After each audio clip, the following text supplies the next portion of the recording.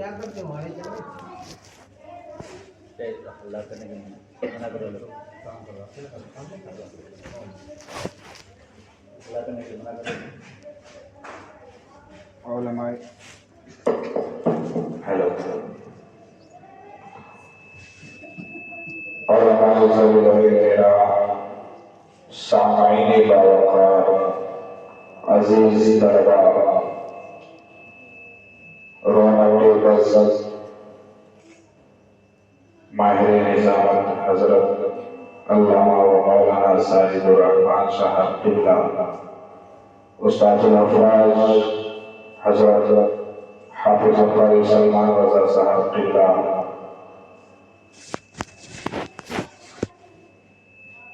علی جناب ماسٹر شاکر صاحب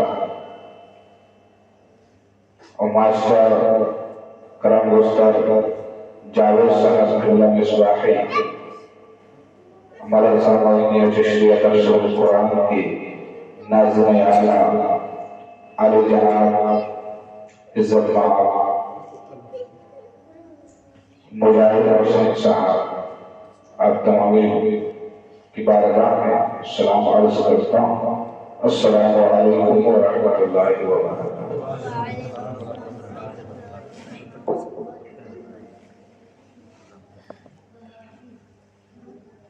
نحمده ونصلي ونسلم على رسوله الكريم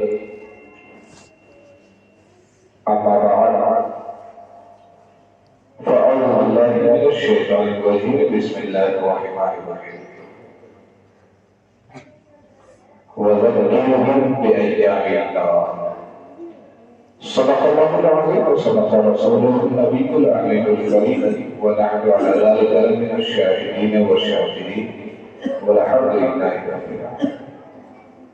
آئیے مرتبہ عقیدت و محبت کے ساتھ مصطفیٰ جان رحمت شمع وصل ہدایت آقا نعمت ہم سب کے آقا اور مولا شب اسرا کے دولہا مصطفیٰ جان رحمت سید المرسلین مراد العاشقین شمس العارفین سراج الصالحین احمد المجتبی محمد مصطفیٰ صلی اللہ علیہ وسلم کی بارگاہ محبت میں درود شریف کا نذرانہ پیش کریں اور پڑھیں اللہم صلی علی سیدنا و مولانا محمد المعلی وآلہ وصحبہ وسلم صلی علیہ صلاۃ و سلام علیہ یا رسول اللہ یا حبیب اللہ صلی اللہ علیہ وسلم۔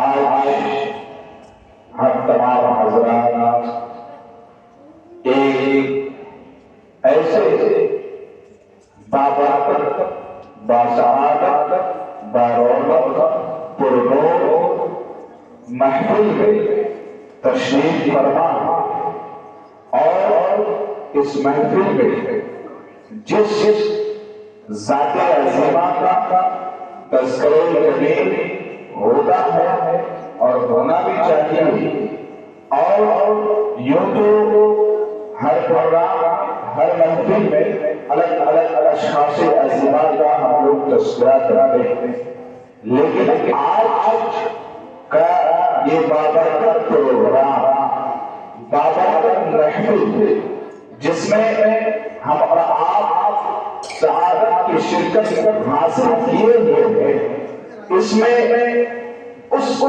عظیم ذات کا تذکرہ ہوگا یا تذکرہ ہو رہا نہ صرف ملک ہندوستان نہ صرف بیرون ممالک میں بلکہ اس خاندان گیری کے ہر خطے میں اس ذات عظیمہ کا تذکرہ جمیل ہوتا آیا ہے اور ہوتا رہے گا۔ وجہ صرف اتنی ہے کہ آج اگر ہم یہاں پروگرام میں بیٹھے ہیں، یہاں ہم اپنے باقی کی نگاہوں سے مشاہدہ کر رہے ہیں، اگر ہمارے آگے سانسیں چل رہی ہیں، ہمارے آگے بولنے کی طاقت ہے تو اسی ذات عظیمہ کی برکت اور انہی کا کرم اور انہی کی عنایت ہے۔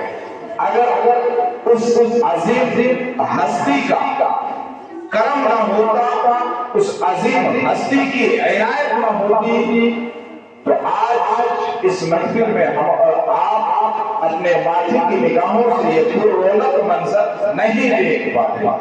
اگر آج ہم دیکھ رہے ہیں تو بس اس کے لیے اتنا ہی کافی ہے کہ آج اگر ہم اپنے ماتھے کی نگاہوں سے یہ مسجد میں بیٹھ کر یہ پروگرام کو سن رہے ہیں، یہی اس بات کا فرمان اور ثبوت ہے کہ میرے مصطفیٰ کی عنایت اب تک جمی ہوئی ہے، میرے مصطفیٰ کا کرم اب تک جمع ہوا ہے، میرے مصطفیٰ کا کرم یہاں برس رہا ہے۔ اگر میرے مصطفیٰ کا کرم نہ ہوتا تو ہم یہاں حاضر نہ ہوتے۔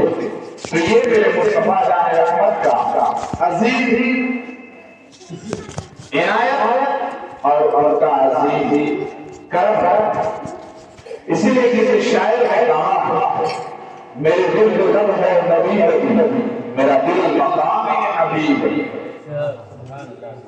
میرے دل کے لب ہے نبی نبی، میرا دل مقام حبیب ہے، میں مریض عشق رسول ہوں، وہ حبیب میرا طبیب ہے، میں مریض عشق رسول ہوں، وہ حبیب میرا طبیب ہے۔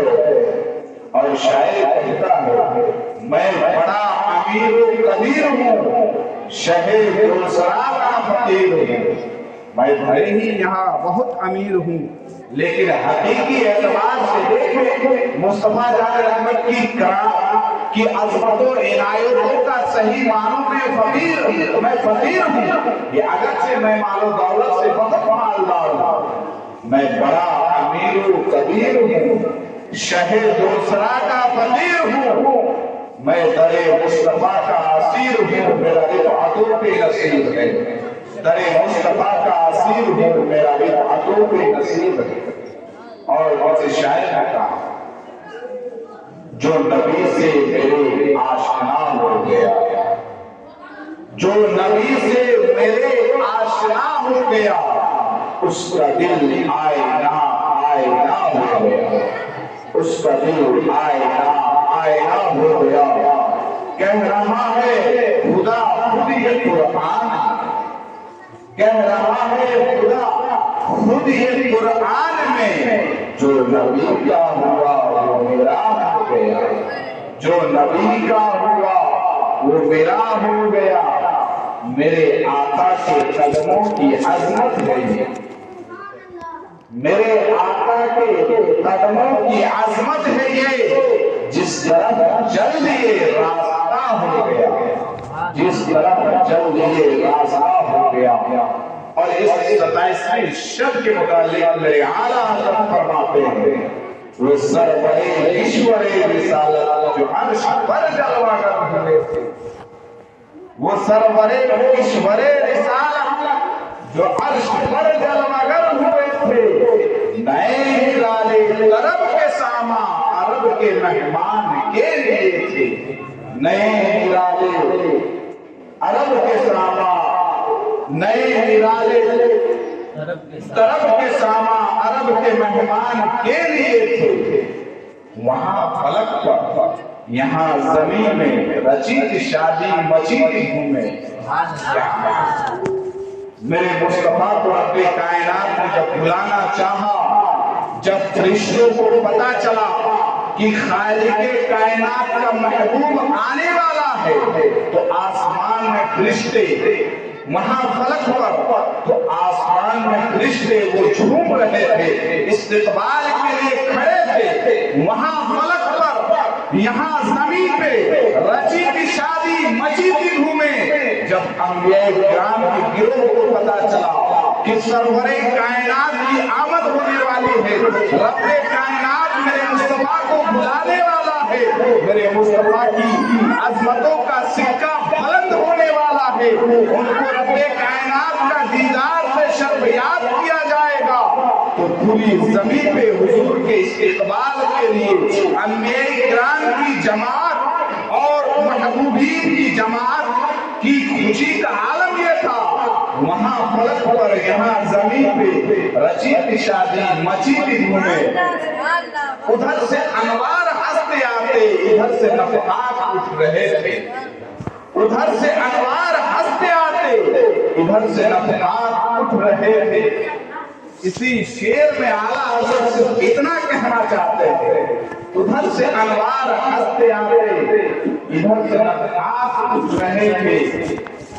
جب میرے مصطفیٰ کی آمد کا وقت ہوا، جب میرے مصطفیٰ کو جب بلایا گیا، تو ادھر سے رب کائنات کا نور میرے مصطفیٰ جان رحمت کے استقبال کے لیے انوار کے دروازے کھول دیے گئے۔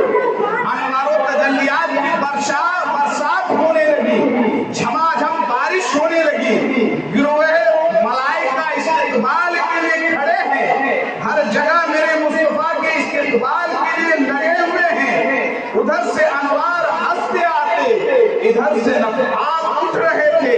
جب میرے مصطفیٰ سیدنا ام ہانی کے گھر سے مسجد اقصیٰ تک پہنچے، پھر مسجد اقصیٰ سے عرش معلیٰ جب پہنچے، تو جب میرے مصطفیٰ کی آمد سیدنا ام ہانی سے نکلے، ان کی سواری نکلی، تو میرے مصطفیٰ کے جسم اطہر سے وہ جنتی خوشبو، ایک ایسی خوشبو کہ صحابی فرماتے ہیں کہ مصطفیٰ جان رحمت کا پسینہ مبارک کا تھوڑا سا حصہ مجھے ملا تھا۔ جب وہ حصہ میں نے اپنے جسم میں لگایا، جب میں اپنے زوجہ محترمہ کے پاس گیا، تو وہ بولنے لگی، یہ خوشبو کہاں سے آ رہی ہے؟ یہ اتنی شاندار خوشبو اور ذائقہ کہاں سے آ رہا ہے؟ تو کہہ رہا ہے، وہ کہہ رہی ہے کہ کئی زمانہ گزر گیا، کئی دن گزر گئے، لیکن آپ کے جسم سے خوشبو نہیں جا رہی ہے، لیکن ہم بڑے بڑے مہنگے عطر ہم لگاتے ہیں، عورتیں کہتی ہیں ہم بڑی بڑی شاندار خوشبو لگاتی ہیں، ہم شاندار ایک سے ایک عطر لگاتی ہیں، لیکن ہماری خوشبو میں وہ پاور نہیں۔ لیکن آپ کے جسم اطہر میں ایسی خوشبو کہاں سے ہے؟ وہ صحابی کہتا ہے کسی دکاندار کے یہاں کی خوشبو نہیں ہے، کسی دکاندار کے یہاں کا عطر نہیں ہے، یہ نہ ہی عطر ہے بلکہ میرے مصطفیٰ جان رحمت کے جسم اطہر سے لگا ہوا پسینے مبارکہ ہے، اسی پسینے مبارکہ کی خوشبو۔ جب میرے مصطفیٰ نکلے سواری کے لیے تو خوشبو اس طرح پھیلی کہ اعلیٰ حضرت فرماتے ہیں ادھر سے انوار ہنستے آتے، ادھر سے نفحات اٹھ رہے تھے، ہر طرف خوشبو ہی خوشبو چل رہی تھی، ہر طرف مہک ہی مہک مصطفیٰ جان رحمت کی آمد کا تذکرہ ہو رہا تھا۔ یہ خوشبو بھی ایک طرف بتا رہی تھی، اے پیارے آقا کے پیارے دیوانوں سنو، آج میرے مصطفیٰ کو رب کائنات اپنی بارگاہ میں بلا رہا ہے، لہذا اس خوشبو سے تم یہ اندازہ کر لو کہ آج میرے مصطفیٰ کو کوئی بلا رہا ہے، کعبہ قوسین تک بلایا جا رہا ہے۔ یہی وہ خوشبو ہے، یہی وہ ذائقہ ہے، یہی وہ مہک ہے جو تمہیں بتایا جا رہا ہے۔ یہ خوشبو یہ بتا رہی ہے کہ میرے مصطفیٰ اب زمین سے عرش اعظم کی طرف چلے جا رہے ہیں۔ ادھر سے انوار ہنستے آتے، ادھر سے نفحات اٹھ رہے ہیں۔ میرے مصطفیٰ کی عظمت، میرے مصطفیٰ اور یہ عظیم رات، رب کائنات کی نعمت کا جائزہ لیجئے گا تو پتہ چلے گا۔ قرآن میں کہا فلا تحصوها، میرے مصطفیٰ جان رحمت رب کائنات کی جو نعمت، جو انعام و اکرام ہے، تم اگر اسے شمار کرنا چاہو تو تم شمار نہیں کر سکتے، لیکن میرے مصطفیٰ کو ایک ایسا معجزہ عطا کیا، رب کائنات نے ایک ایسی نعمت عطا کی، اگر نعمتوں میں دیکھا جائے تو نعمتوں میں سے دن بھی ہے اور رات بھی ہے، لیکن نعمتوں میں سے دن بھی ہے اور رات بھی ہے، انہی نعمتوں میں سے پھر رات ایک عظیم نعمت ہے۔ خود قرآن میں دوسری جگہ میرے اللہ نے ارشاد فرمایا کہ اے لوگوں سنو، ہم نے تمہارے لیے رات اس لیے بنائی تاکہ تم رات میں پرسکون ہو کر کے چین و سکون کی راحت لے سکو، اور ہم نے تمہارے لیے دل اس لیے بنایا تاکہ تم اپنی آنکھ کو کھلی رکھ کر کے تم اپنا کاروبار کر سکو، تم اپنا سارا کام انجام دے سکو۔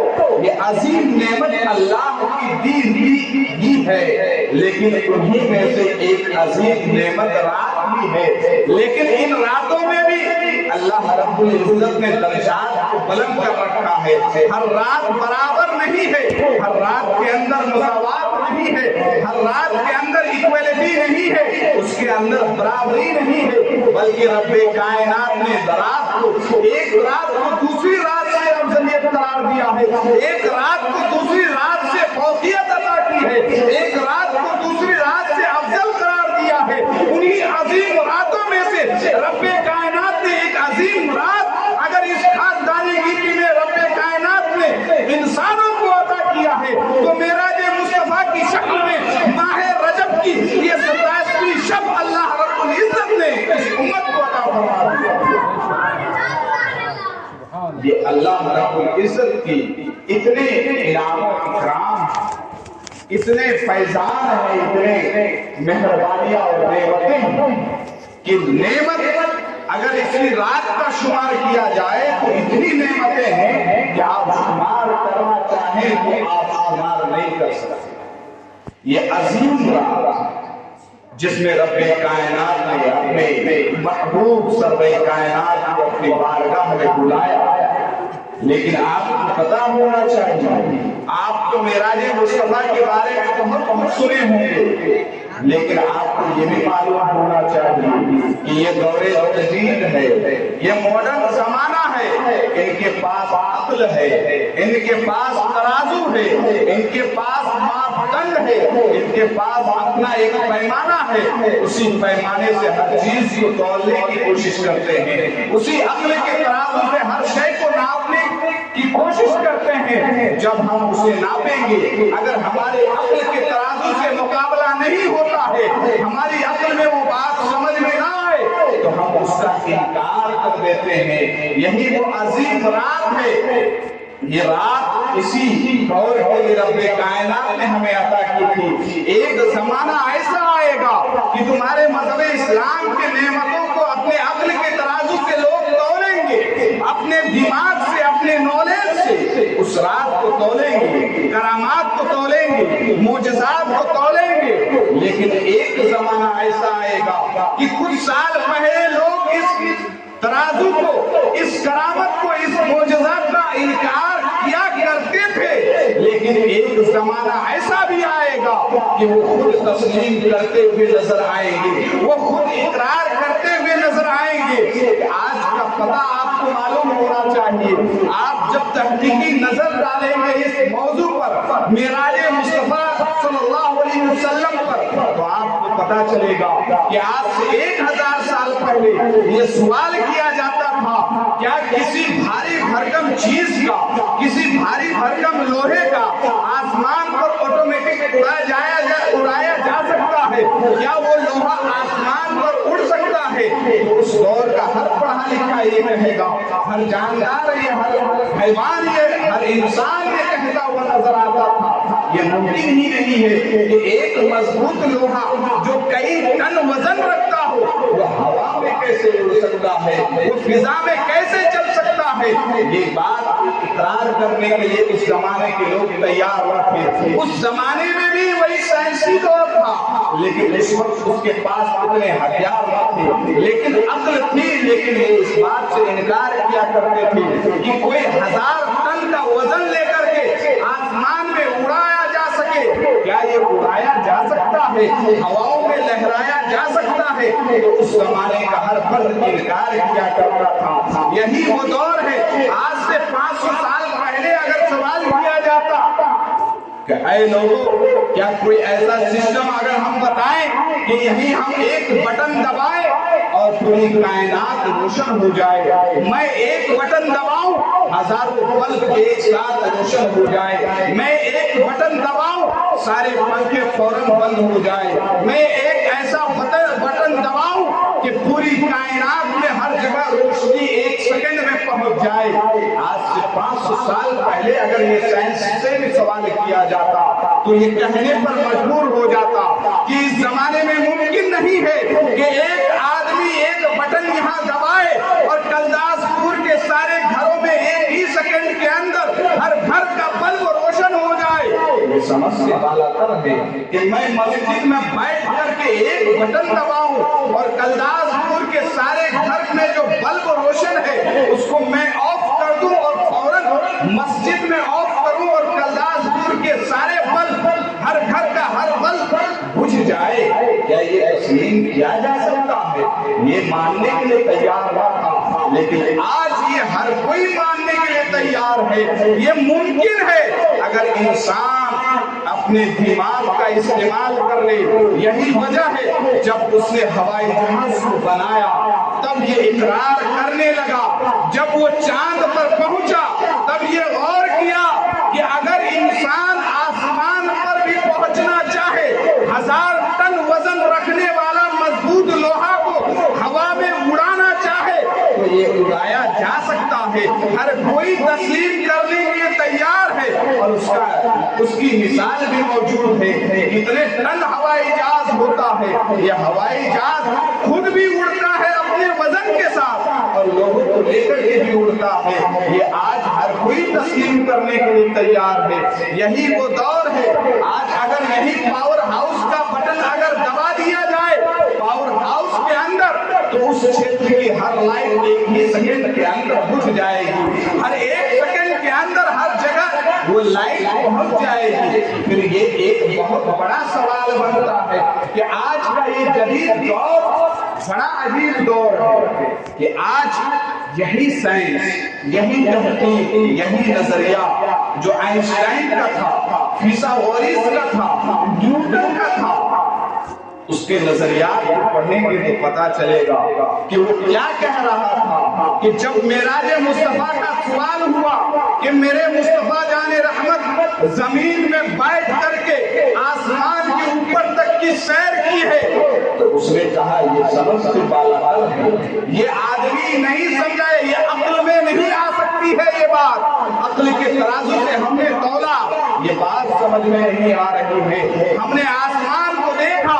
आसमान के अंदर कोई सुराख नहीं है, आसमान के अंदर कोई छेद नहीं है। लिहाजा इंसान का अपने जिस्म के साथ आसमान के ऊपर चला जाना, सातों आसमान को फाड़ते हुए मेरे मुस्तफा जाने रहमत अल्लाह के हुक्म से ऊपर चले गए, ये जिस्मानियत के साथ ये समझ से बाला है। यही वजह है, यही मिराज मुस्तफा का ये अंदाज देख करके बात बड़े बड़े उलमा अपने दिमाग का इस्तेमाल किया, अपने मनातिक मंतिक का इस्तेमाल किया, फिलोसफी का इस्तेमाल करके ये कहा कि आसमान के अंदर ना खरको इल्तियाम है, ना उसके अंदर फटने की सलाहियत है, ना उसके अंदर फट करके जुड़ने की सलाहियत है। हमने गौर किया ये समझ से बाला तर है। लिहाजा एक इंसान का जिस्म के साथ आसमान के ऊपर चला जाना ये अक्ल से बाहर है। लिहाजा ये जो मुसलमान अकीदा रखते हैं कि रब्बे कायनात ने जिस्मो जिस्मानियत के साथ मुस्तफा जाने रहमत को अपनी बारगाह में बुलाया है,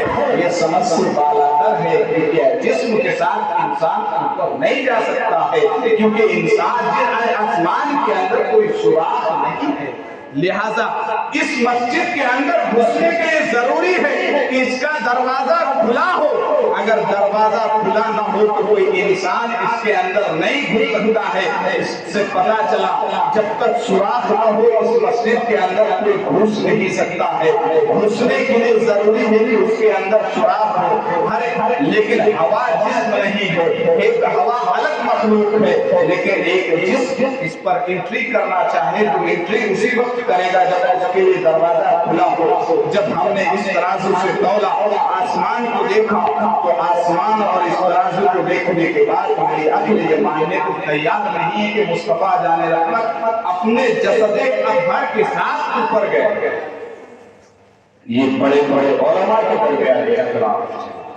इसी मेराज मुस्तफा से बहुत सारे अपने आप को बहुत बड़े आलिम कहलाने वाले लोग अपने ईमान से हाथ धो बैठे। उन्हीं में से एक नाम शायद हमारे मास्टर साहब, मास्टर शाकिर साहब और मास्टर जावेद साहब जानते होंगे। علی گڑھ مسلم یونیورسٹی کا جو بانی سر سید احمد خان، یہ اس علی گڑھ یونیورسٹی کا بانی جب بہت ماہر، بہت پڑھا لکھا، بہت قابل، کئی کتابیں اس کی موجود، لیکن یہیں آ کر کے وہ پھسل گئے جب اپنے عقل کا ترازو استعمال کرنے لگا۔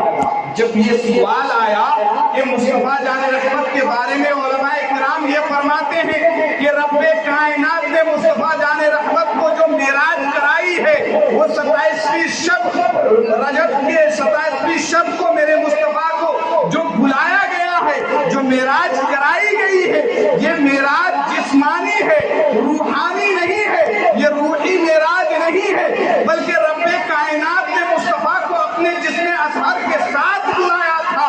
لیکن یہ جب سوال آیا کیا ممکن ہے ایسا، تو وہ اپنے کتاب میں صاف صاف کہا ایسا نہیں، انکار کر بیٹھا۔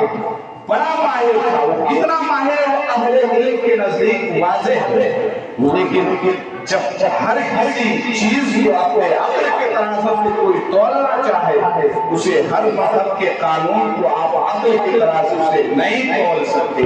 میرے مصطفیٰ جان رحمت کا جس میں اطہر کے ساتھ آسمان سے اوپر چلا جانا یہ خود قرآن سے ثابت ہے۔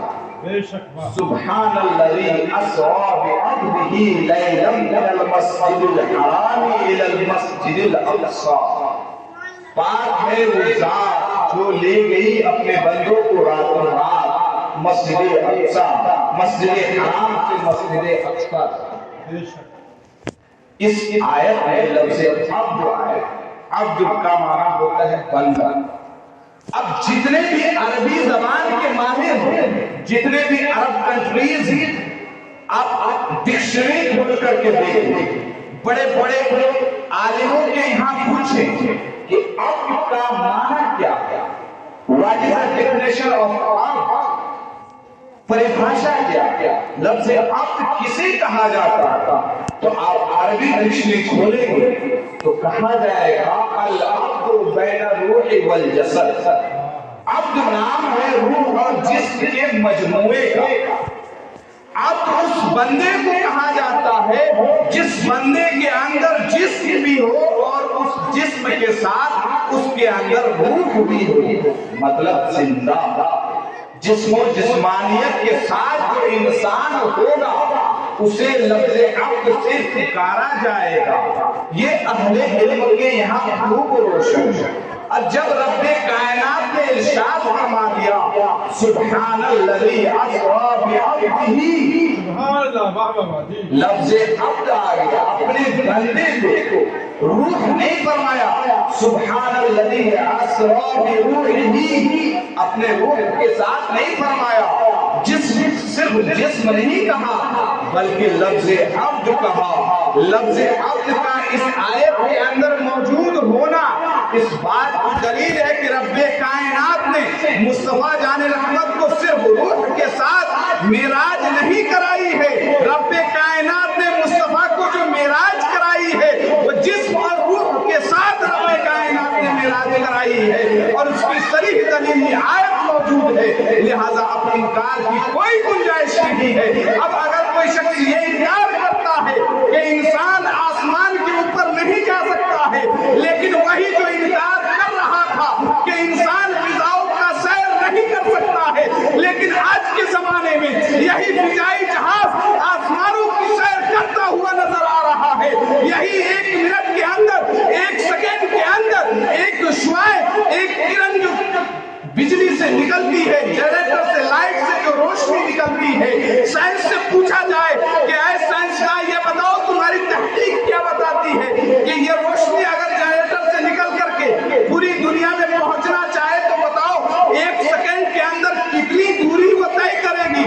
سائنس سے پوچھو وہ فوراً بتائے گا 1,86,000 1 سیکنڈ میں وہ دوڑتی ہے، 1,86,000 کلومیٹر فی سیکنڈ، یعنی 1 سیکنڈ کے اندر ایک بجلی سے جب نکلتی لائٹ یہ لائٹ اگر پورے 1 سیکنڈ کے اندر 1,86,000 کلومیٹر فی سیکنڈ سفر کرتی ہے وہ، اب بتاؤ کہ ایک بجلی آپ کی بنائی ہوئی ہماری بنائی ہوئی 1 سیکنڈ کے اندر، 1 منٹ نہیں، 1 منٹ میں تو 60 سیکنڈ ہوتا ہے، لیکن 1 سیکنڈ کے اندر ایک بجلی کی کرن سائنسی نظریات سے یہ بتاتی ہے، کہتا ہے کہ 1 سیکنڈ کے اندر 1,86,000 کلومیٹر فی سیکنڈ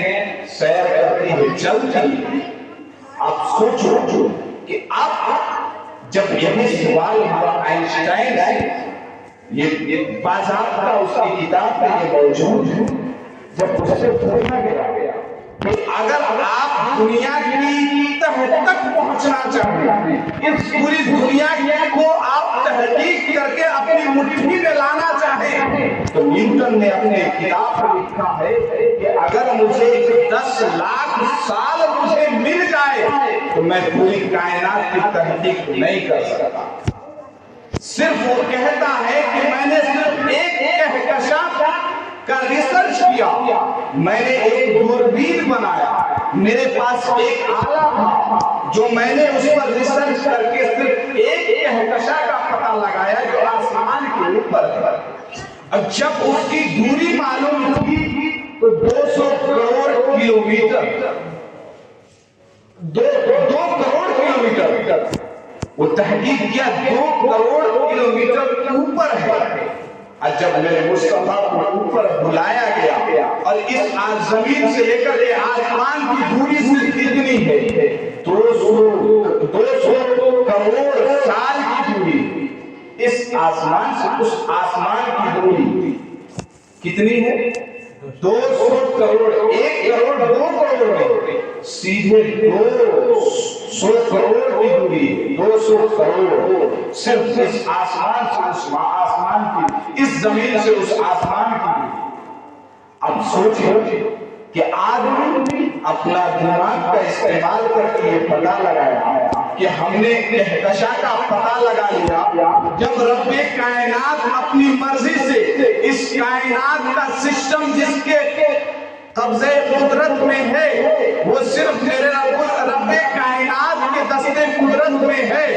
جب رب کائنات، جب دنیا کی لائٹ کو ہم دیکھیں کہ اگر پاور ہاؤس میں بیٹھا ہوا شخص یہ چاہے کہ آج میں کلداس پور اور اس چھیتر کی جہاں جہاں لائٹ ہے میں یہاں نہیں رہوں گا، وہ بیٹھے بیٹھے ایک بٹن کو آف کرے گا، پورے کلداس پور اور اس کے احاطے کو اندھیرا میں ڈھال پھیلا دے گا۔ تو رب کائنات سے یہ ممکن نہیں ہے کہ ایک اپنے قدرتی اپنی شان کے مطابق اس دنیاوی لائٹ کو، اس سسٹم دنیاوی سسٹم کو، سورج کے نکلنے، چاند کے نکلنے، رات کو ہونے اور دن کو ہونے نہ ہونے کے سسٹم کو رب کائنات تھوڑی دیر کے لیے اگر آف کر دے، کیا یہ ممکن نہیں ہے؟ بالکل ممکن ہے۔ رب کائنات نے ایسا ہی اپنی حکمت سے کیا تھا کہ سارے کائنات کے سسٹم کو تھوڑی دیر کے لیے یہ موقوف کر دیا تھا، آف کر دیا تھا۔ اسی موقوف کے درمیان رب کائنات نے میرے مصطفیٰ کو زمین سے اوپر بلا لیا۔ اسی لیے لوگوں کو یہ سمجھ میں نہیں بات آ رہی کہ ہوا کیسے۔ آپ قرآن کا مطالعہ کریں گے تو پتہ چلے گا کہ قرآن میں حضرت عزیر علیہ السلام کا ایک واقعہ ذکر ہے۔ بس مختصر میں اپنے بات کو ختم کرتا ہوں۔ اس قرآن کے اندر حضرت عزیر علیہ السلام کا ایک واقعہ ہے۔ اس واقعے کے اندر حضرت عزیر علیہ السلام ایک گدھے پر سوار ہو اپنے زاد راہ کو لے کر کے کھانے پینے پھل وغیرہ کو لے کر چل رہے تھے۔ چلتے چلتے ایک ایسی بستی سے گزرے کہ بستی کا جھوپڑی گری پڑی تھی، وہاں کے لوگ ایسے ٹیڑے بیٹھے تھے، مرے ہوئے۔ تو اس نے سوال کیا رب کائنات سے، اور من میں یہ سوال آیا کیا اللہ تعالیٰ ایسے بندے کو مرنے کے بعد دوبارہ زندہ کرے گا؟ فوراً رب کائنات نے اپنی حکمت سے حضرت عزیر علیہ السلام کو وہی موت دے دی گئی. حضرت عزیر علیہ السلام کو اسی حالت میں موت دے دی. گدھا بھی مر گیا. سب ساز و سامان 100 سال کے بعد پھر رب کائنات نے حضرت عزیر علیہ السلام کو پیدا فرمایا. پیدا فرمانے کے بعد پوچھا کہ اے عزیر تم یہاں کتنے دن ٹھہرے؟ اس نے کہا اے رب کائنات میں یہاں 1 دن یا اس سے کم دن ٹھہرا. اور اس سے پوچھا اگر بدل دیکھو کیا معاملہ ہے؟ تو دیکھا کہ گدھا مر کر کے سڑ گیا, ہڈی تک کا پتہ نہیں. لیکن حضرت عزیر علیہ السلام صحیح سالم, اور جو ان کے ساتھ ساز و سامان تھا, کھانے پینے کا پھل فروٹ تھا, بالکل تازہ تھا. تو اللہ رب کائنات نے عزیر سے فرمایا کیا تمہیں یہ پتہ نہیں کہ تم یہ کہہ رہے ہو کہ میں تھوڑی دیر کے لیے ٹھہرا تھا, 1 دن یا اس سے کچھ کم, لیکن اے عزیر ہم نے تجھے 100 سال کے بعد اٹھایا ہے. کیا تم نہیں دیکھتے کہ یہاں گدھا بھی تمہارے ساتھ تھا, تمہارے ساتھ اونٹ بھی تھے, اور تم بھی یہاں موجود تھے, لیکن اس گدھا سر ڈل گیا, اس کی ہڈی کا نام و نشان نہیں ہے, اور تم صحیح و سالم ہو. تو اس سے یہ اللہ رب العزت نے یہ بتایا حضرت عزیر کو یہ بتانے کے لیے, یہ حکمت بتانے کے لیے کہ رب کائنات کی یہ حکمت ہے. رب تبارک و تعالیٰ جسے چاہے جتنی موت دینا چاہے دے سکتا ہے, جسے چاہے زندہ کر سکتا ہے.